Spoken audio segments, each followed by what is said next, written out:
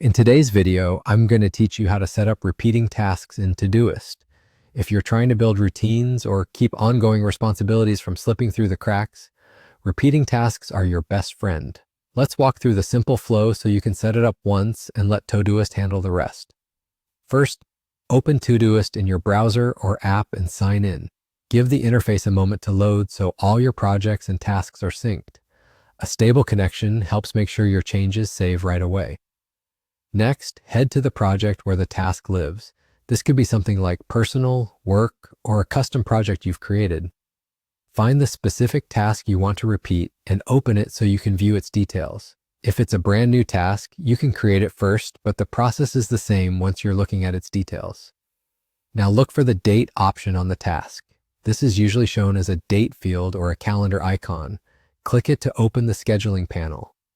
Inside that panel, choose Repeat. This is where the magic happens. You'll see common choices like every day, every week, and every month. Select the option that matches how often you want this task to return.